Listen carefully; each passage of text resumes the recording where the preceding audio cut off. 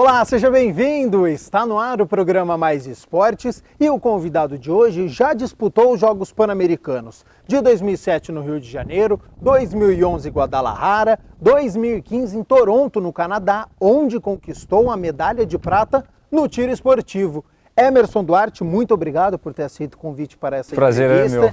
E aos 46 anos, que avaliação que você faz da sua carreira? Eu acho que eu encaro com uma evolução não esperada, que desde do início, quando eu comecei a praticar o tiro competitivo, eu sempre tinha objetivos mais próximos. E eu nunca imaginei no início que eu fosse disputar uns Jogos Pan-Americanos ou uns Jogos Olímpicos. E conforme eu fui evoluindo, a gente começou a almejar uma competição mais importante, uma competição mais difícil, né? Mais concorrida. Foi subindo os degraus, então, aos poucos.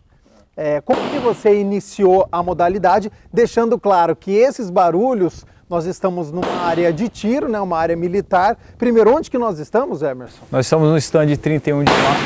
Stand 31 de março, que é o stand que fica na área da 11ª Brigada de Infantaria Leve.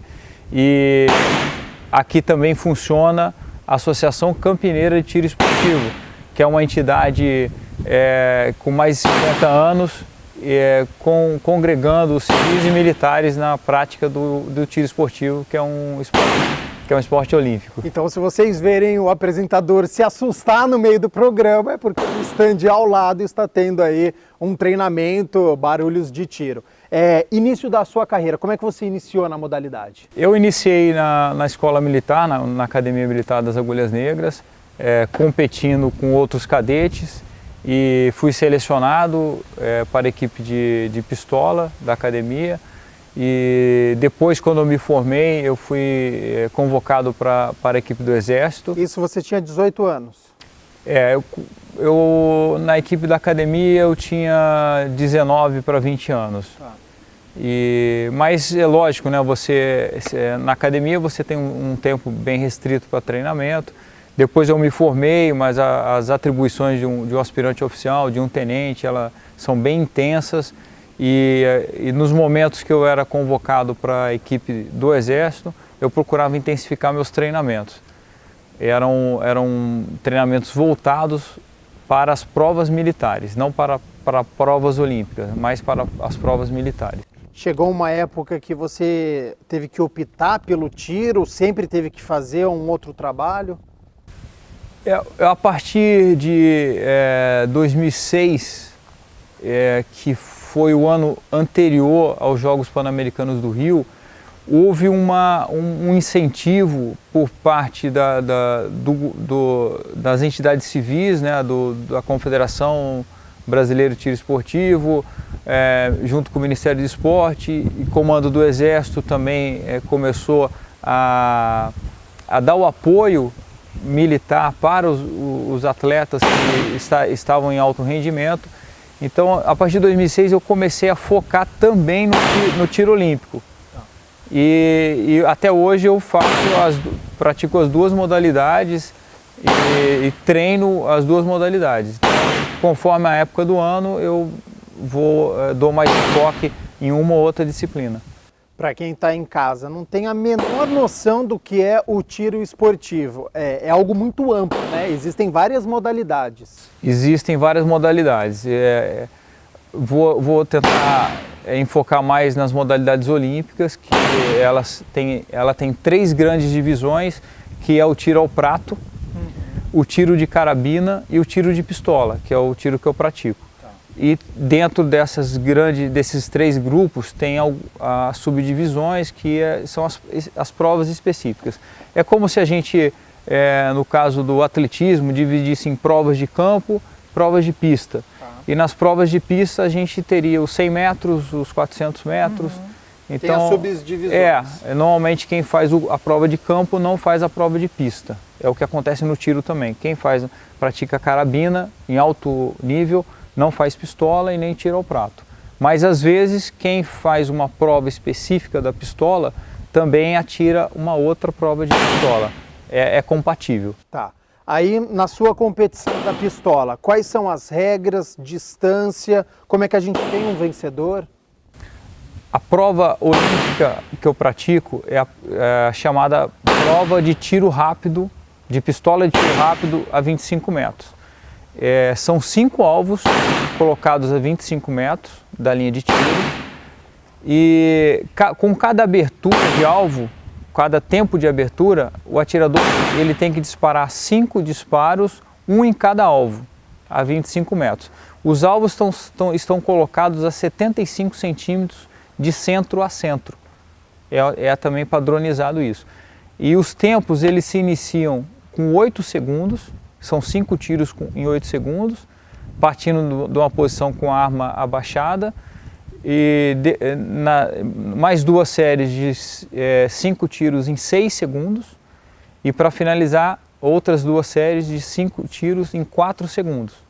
Nossa, mas 5 tiros em 4 segundos é uma precisão e uma agilidade. Quais são os pré-requisitos? Porque você tem que ter uma calma e ao mesmo tempo uma velocidade para atirar em alvos diferentes. Quais são os pré-requisitos? Como é que é esse treinamento que você faz? É um treinamento de muita repetição, mas é um treinamento de muito foco, porque ao contrário das provas de precisão, tanto de carabina quanto de pistola, o atirador ele tem a liberdade de levantar o braço e disparar quando ele bem entender.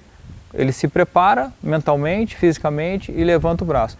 Na prova de tiro rápido, o atirador ele obedece um comando para todos os atiradores daquela linha de tiro. Então, no exato momento em que o alvo vai ficar exposto para o atirador, ele tem que fazer a série dele. Ele não pode atrasar, ele não pode passar para a série seguinte. Então, acho que o foco naquele momento específico, naqueles 8 segundos, nos 6 segundos, nos 4 segundos, tem que ser muito intenso. Ele não admite, principalmente 4 segundos, não admite nenhum desvio de pensamento. E no treinamento, o que a gente busca, o que eu busco, é sempre focar naquele tempo de abertura de alvo, que é como a gente realiza 5 tiros durante uma abertura. Se você sai errado, se você não está concentrado, são 5 disparos que você pode fazer muito ruim. Então, eu acho que essa é a diferença. O foco ele é muito intenso num tempo muito curto. Acho que, claro que a precisão, a técnica, ela é muito importante, mas talvez, mais que qualquer outro esporte, esse lado psicológico tem que estar 100%. Um desvio, ou desvio de pensamento, desvio no olhar, é fatal.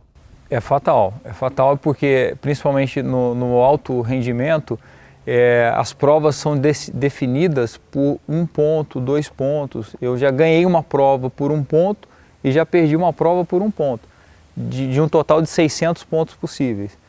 Então ele é muito, não admite erro. O erro ele vai te cobrar muito caro e vai te jogar muito longe das primeiras posições.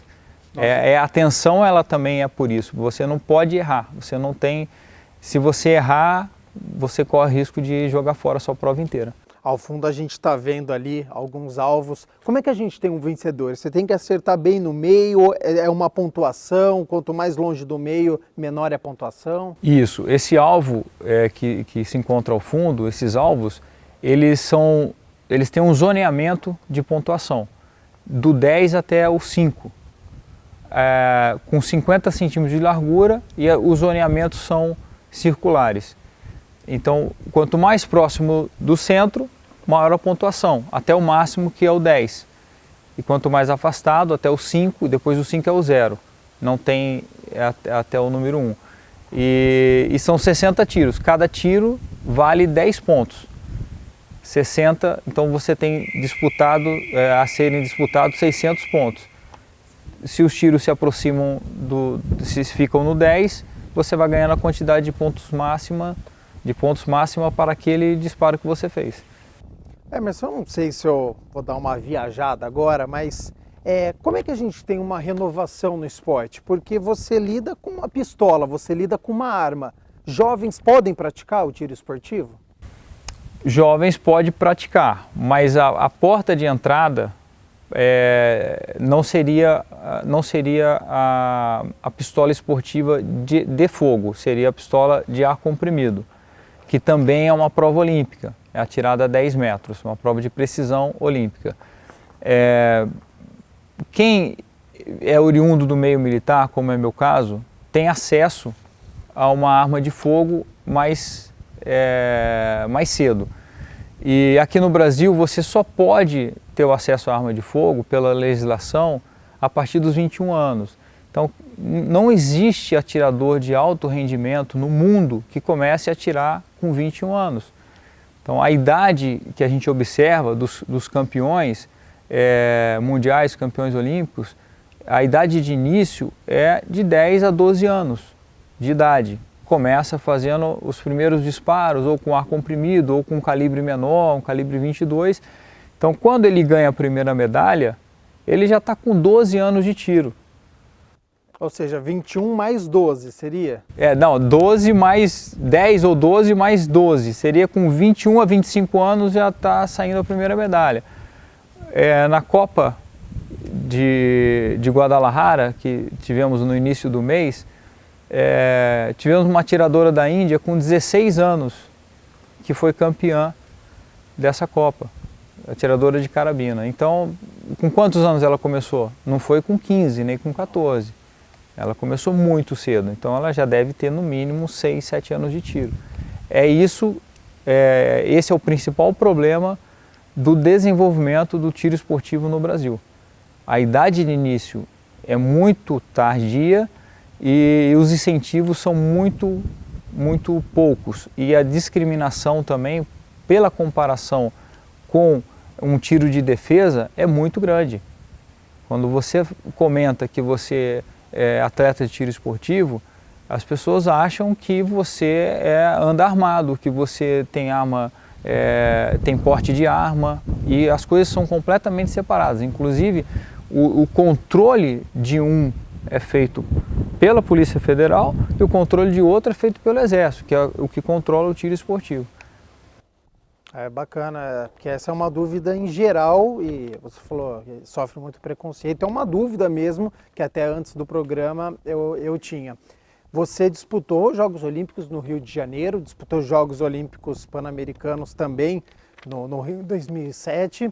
Queria que você contasse a emoção e como que foi que você conseguiu se credenciar por meio de ranqueamento de prova para fazer essas duas competições. Você não vai me responder isso agora, a gente vai fazer um rápido intervalo, não saia daí. Tem história de Jogos Olímpicos do Rio de Janeiro, história de Pan-Americano, tem a medalha de prata em Toronto, no Canadá. Recentemente foi para a Polônia, o Emerson Duarte. Tem muitas histórias ainda sobre o tiro esportivo. Não saia daí que o intervalo é rapidinho.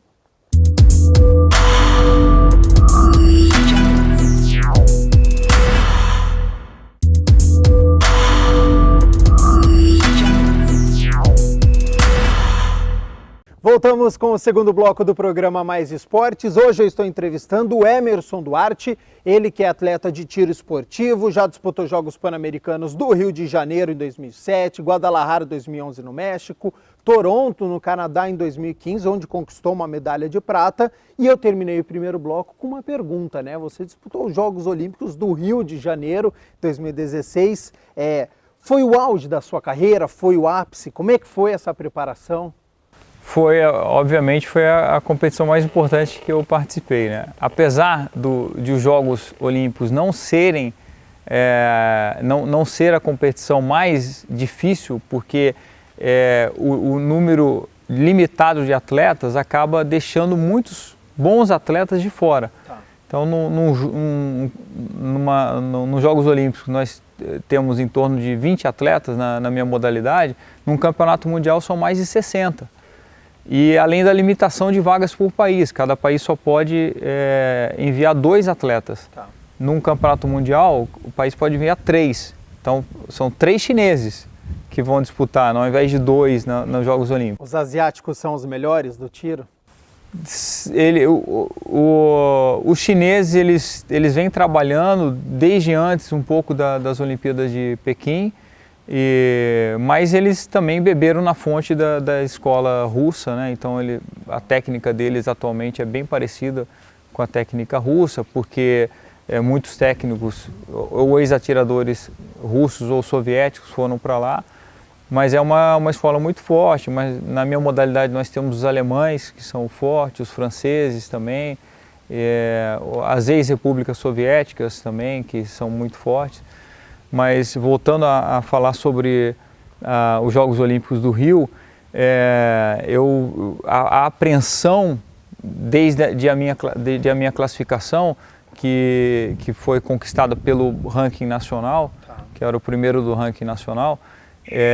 Então, desde essa primeira dessa classificação, eu sabia que eu ia encontrar uma dificuldade emocional muito grande, por vários fatores, né? Normalmente aqui você fala, eu vou fazer uma etapa do Campeonato Brasileiro, nenhum parente seu vai assistir, ou poucos amigos, mas quem é envolvido no tiro.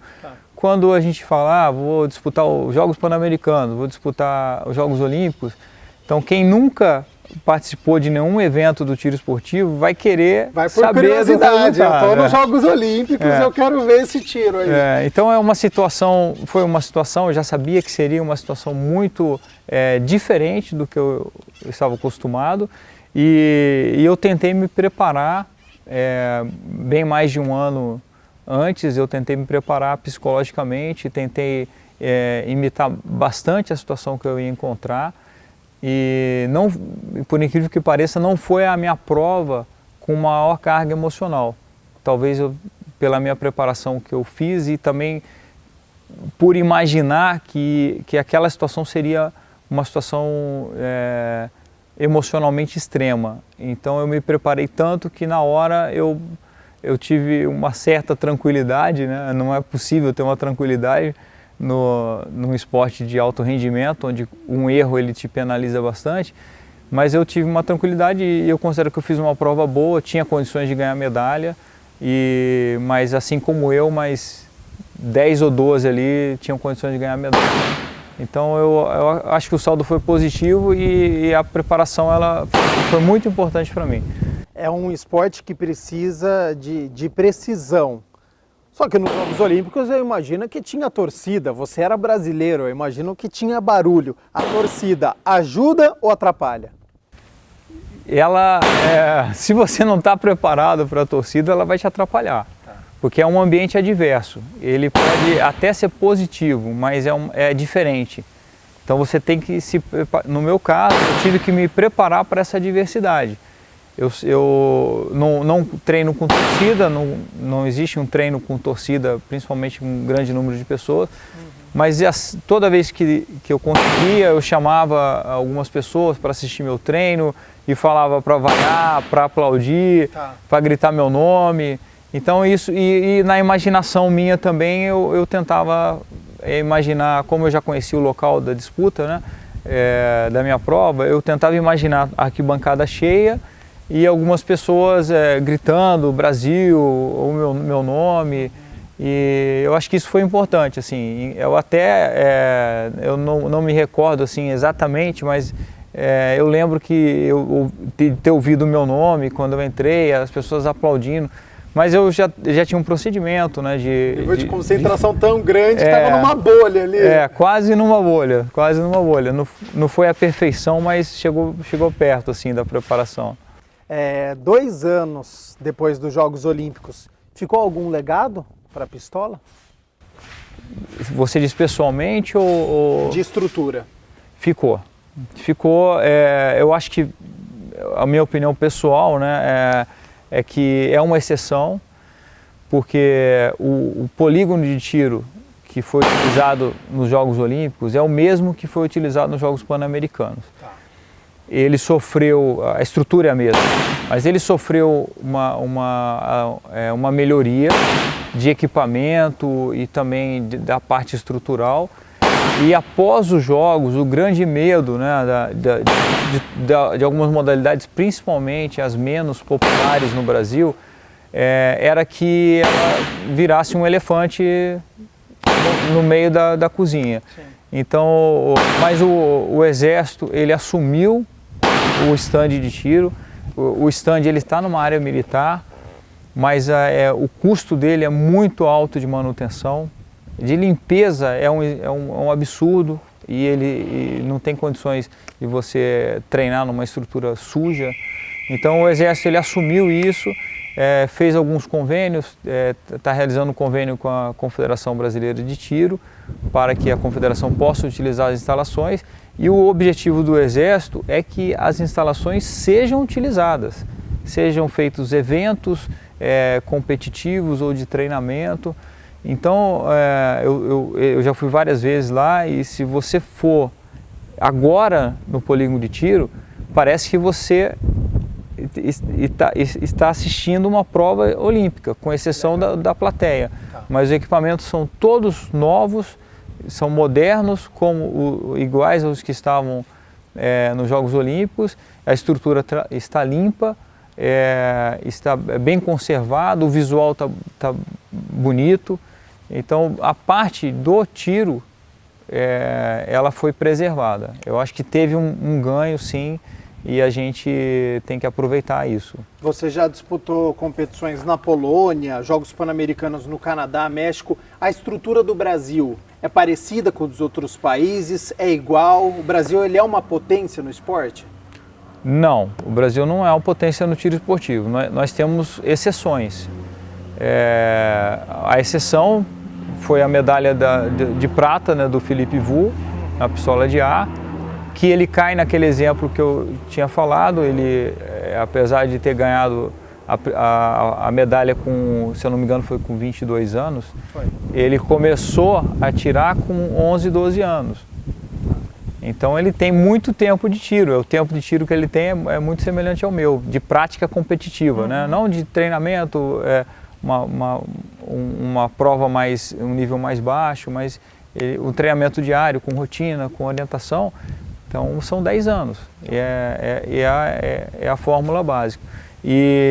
Então eu acho que são exceções. Aqui no Brasil é diferente, né? O exemplo do futebol. Você vai peneirando e vai pegar um garoto, e quando ele tiver com 16, 17 anos, se ele sobreviver nas peneiras, ele vai pegar um time profissional e pode pegar um dos times de ponta e pode pegar a seleção brasileira. Sim. No tiro esportivo, você não tem essa peneira. Você tem aqueles que gostam da modalidade, estão determinados a treinar. E aí você pega esse garoto e fala, ó, é você que vai, se você treinar, se você se dedicar, você vai se destacar no tiro esportivo nacional e quiçá no internacional.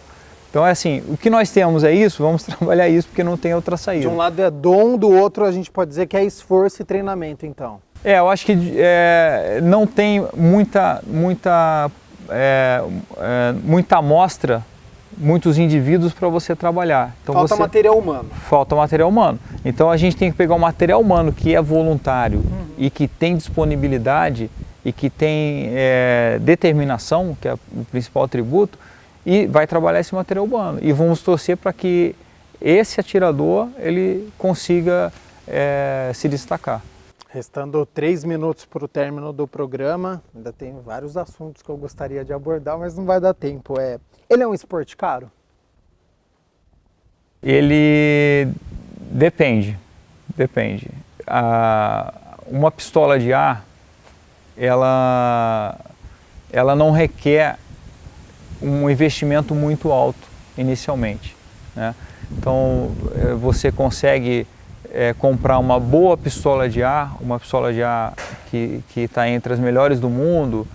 Você consegue comprar usada no Brasil, atiradores que pararam ou que estão trocando de arma. Você consegue de 5 até 7 mil reais, você consegue comprar uma pistola de ar. E depois você vai comprar o chumbinho. E você precisa de um local que tenha 10 metros para você disparar, e não tem, o barulho é muito pequeno, é uma pistola de ar de recreação, né? É o mesmo barulho. Então o investimento ele é em torno disso, mas o custo de manutenção desse investimento ele não é alto, porque o chumbinho ele é bem barato. Quando você passa para uma prova que exige uma munição de fogo, que no caso da carabina e pistola é a 22, é o único calibre olímpico de fogo que tem, você tem que ter um certo volume de treinamento para você conseguir subir o nível. Então, você gasta no treinamento seu, o gasto é muito alto. Rapidamente, calendário do tiro esportivo. Você está aqui em Campinas, como é que é o calendário? Tem provas na cidade, na região, tem que viajar o país inteiro? Existem provas na região, e as provas, elas normalmente são provas que eles falam que não são provas não olímpicas, que tem muito praticante, que as provas olímpicas ela tem uma dificuldade um pouco maior, né? Pela distância, pelo tamanho do alvo. Então existem algumas provas não olímpicas que você encontra torneios aqui em Indaiatuba, em Americana, em Santos, no interior também. Mas as provas olímpicas, elas são um pouco mais restritas, também pela qualidade do armamento, né, da munição, e pelo número de praticantes, que é uma dificuldade um pouco maior do que as provas não olímpicas. Mas nós temos, tentando responder a sua pergunta, nós temos aqui, a Confederação ela faz algumas etapas do Campeonato Brasileiro, que são chamadas etapas online. Então, no mesmo dia, vários lugares do país aplicam a mesma prova. Regionalizado. Com um supervisor em cada evento desse. Então aqui em Campinas tem essa etapa online, né? E como eu falei, em Indaiatuba também, Americana também, eles fazem essa etapa. Isso daí seria um nível inicial, além das provas do Campeonato Paulista, né? Estou falando nível nacional. Seria um nível inicial, porque depois disso o atirador vai ter que ir numa competição onde todos estão, que é diferente você fazer uma etapa com 1 ou 2 atiradores e você atirar com o stand cheio. É outra emoção. Sim. Né? Emerson, para a gente encerrar, que já está estourado, o cinegrafista já está assim, ó, encerrou, acabou. Você está com 46 anos, não quero te aposentar, mas é algo que está próximo ou no tiro não tem essa, 50, 60 anos pode competir?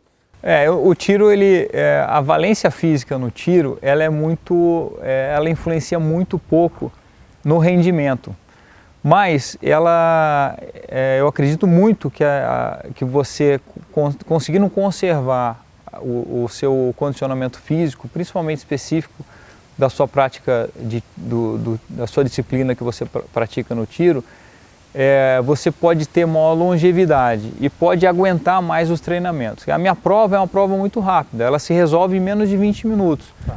Mas naqueles 20 minutos eu tenho 3 a 5 horas por dia de stand para eu poder ter uma boa performance naquele tempo.